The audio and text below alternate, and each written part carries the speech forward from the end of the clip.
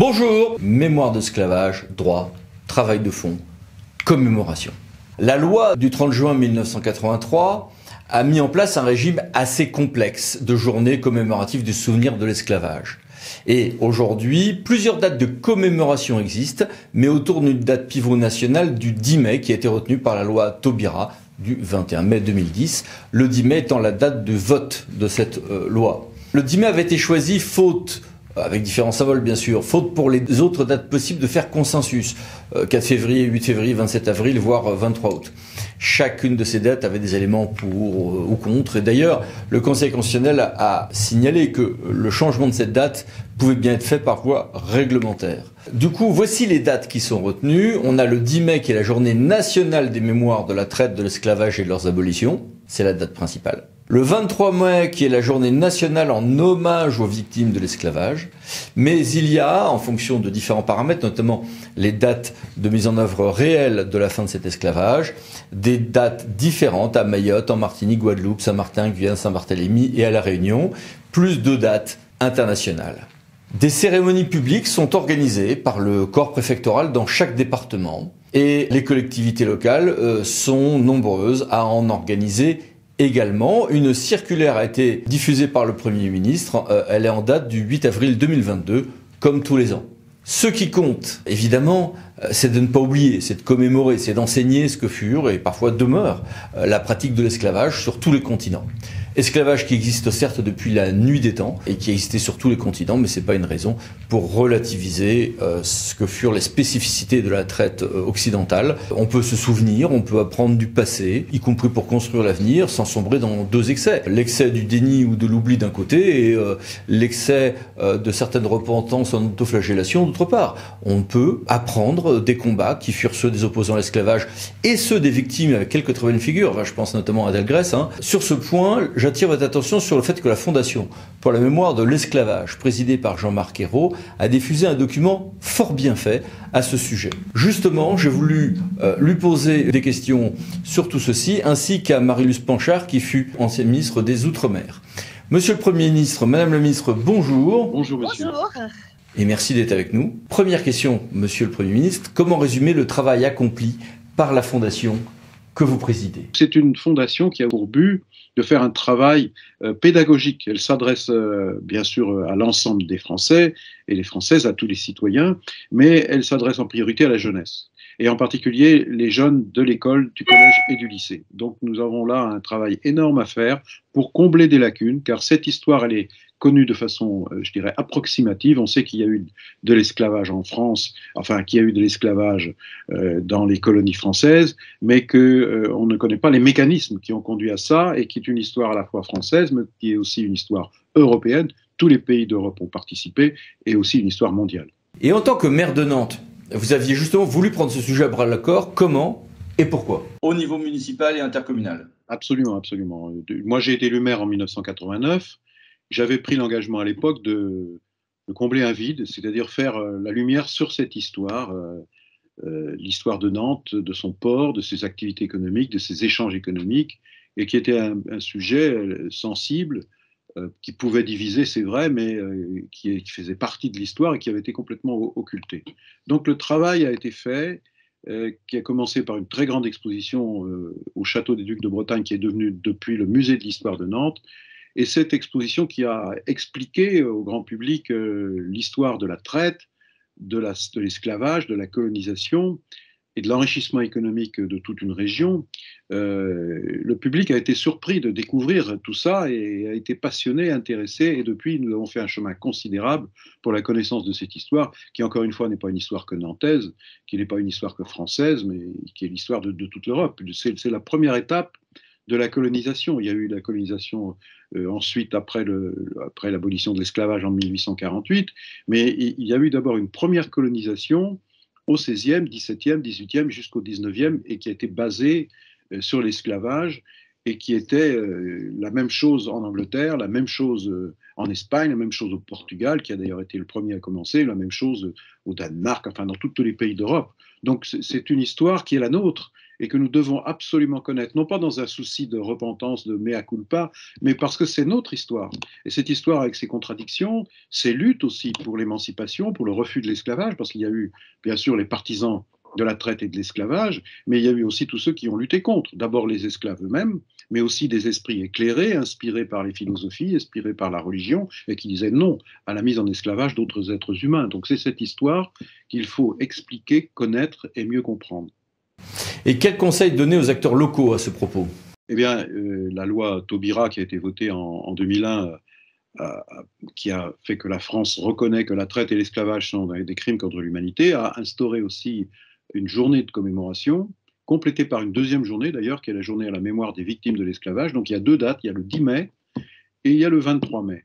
Et le Premier ministre a signé, comme chaque année, et cette circulaire est déjà partie, une circulaire qui s'adresse aux préfets et qui ont mission de s'adresser à tous les maires de toutes les communes de France, de l'Hexagone et des Outre-mer. Et cette circulaire est également adressée aux recteurs. Et donc à eux de soutenir ou de prendre des initiatives mémorielles, des commémorations, mais aussi des événements qui peuvent être des événements culturels, parler des héritages culturels de cette histoire, qui peuvent être des événements pédagogiques avec les écoles, les collèges et les lycées. Vous savez qu'il existe un concours, un peu sur le modèle du concours de la déportation, qui est le concours de la flamme de l'égalité.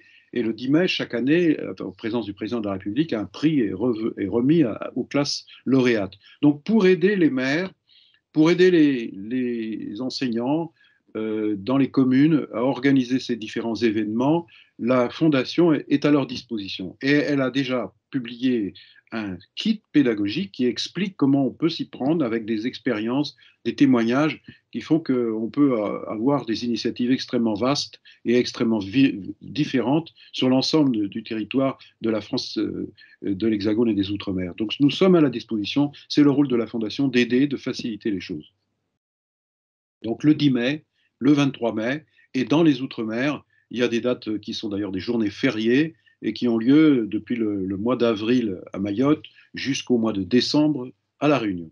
Passons à vous, Madame la Ministre. Au titre de vos diverses responsabilités passées ou actuelles, vous avez souvent eu à réfléchir et à agir en la matière. Quelles sont vos réflexions à ce propos? Oui, je pense que dans les responsabilités que j'ai occupées en tant que ministre chargée de l'Outre-mer, il est important pour moi de passer le message suivant. Jacques Chirac, l'ancien président de la République, avait bien compris qu'il fallait que tous les Français s'approprient cette histoire, l'histoire de l'esclavage, parce que beaucoup la méconnaissaient et ça pouvait être source de tension à la fois dans l'incompréhension qu'on pouvait avoir les uns et les autres. Et ça, c'est à ce titre, vous savez, qu'il a mis en place le Comité national pour la mémoire et l'histoire de l'esclavage. Et à cette époque, j'ai beaucoup travaillé avec la présidente qui était Françoise Vergès. Et ce que nous avons voulu faire, je crois qu'aujourd'hui, ça nous donne raison, c'est qu'il fallait, notamment au travers de l'éducation, dans les manuels scolaires, il fallait vraiment parler de cette histoire. Parce que lorsqu'on ne connaît pas son histoire, eh ben, on peut faire des erreurs et on peut se retrouver à vivre une situation comme celle qui a été l'esclavage et qui malheureusement a marqué beaucoup nos territoires, beaucoup la Guadeloupe, les Antilles, la Réunion. Donc, j'ai le sentiment qu'aujourd'hui, que tout cet effort qu'on a porté, notamment dans le cadre de l'année des Outre-mer, pour donner une visibilité, je crois qu'il faut pouvoir le relancer. Et je me félicite que le maire de Nantes, Jean-Marc Ayrault, qui a beaucoup suivi ces questions et qui a été quelqu'un qui a lui aussi compris le sens de l'histoire en réalisant ce beau musée dans sa ville. Je pense qu'il faut continuer, parce que lorsqu'on voit la montée de l'extrême droite, on se dit qu'on n'a pas le droit de ne pas parler de cette histoire. Et quel conseil donner aux acteurs locaux à ce propos? Et que commémorer à quelle date? Sur la question des dates, vous savez que j'ai beaucoup travaillé là-dessus parce que j'étais conseillère à l'Élysée lorsque la date du 28 avril avait été posée par M. Romana et qui voulait qu'on puisse inscrire cette date. Et c'est vrai que la commémoration nationale avait été fixée au 10 mai, puisque c'était la date de l'Assemblée nationale, celle portée par Madame Taubira, qui avait fait voter la loi reconnaissant l'esclavage comme un crime contre l'humanité. Et donc, nous avions retenu cette date nationale du 10. Et c'est vrai que l'histoire n'est pas la même quand vous regardez la Réunion, vous regardez ce qui s'est passé en Guadeloupe, même en Martinique, entre les deux îles sœurs. Et donc, il avait été dit dans un décret que la date du 10 mai restait une date nationale et que chaque territoire pouvait commémorer. Donc, chacun porte cette date. Et c'est, je pense, important parce que les territoires ne se reconnaissent pas, ils n'ont pas la même histoire. Donc, je pense qu'il faut poursuivre ces commémorations et c'est ce que nous faisions. Nous avons donné beaucoup de fastes aux commémorations. Lorsque j'étais ministre de l'Outre-mer, le président Hollande avait poursuivi pendant 1 ou 2 années, avec notamment le président du Sénat, dans cette belle cérémonie qui a lieu dans les jardins du Luxembourg. Et puis avec le temps, ça s'est un peu perdu. Et j'ose espérer qu'avec le président de la Fondation pour la mémoire de l'esclavage, Jean-Marc Ayrault, nous reviendrons sur cette période et nous redonnerons à cette histoire toute sa place. Parce qu'il faut aussi que les Français de l'Hexagone s'approprient cette histoire comme ils s'approprient d'autres histoires, parce que nous sommes Français et nous n'avons, je dirais, aucune honte à parler de ce qui s'est passé.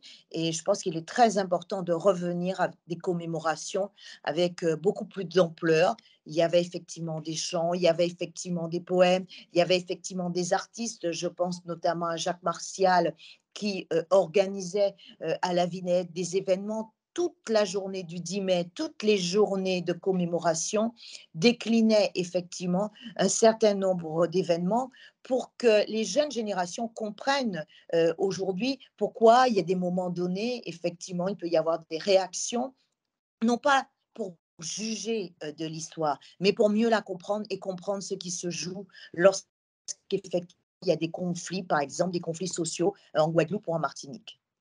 Bien, merci beaucoup. Au revoir. Merci à vous pour votre invitation. Et merci à vous. À bientôt pour une nouvelle vidéo, les 10 minutes juridiques parlant d'associés pour VK. Pensez à vous abonner. Merci, au revoir.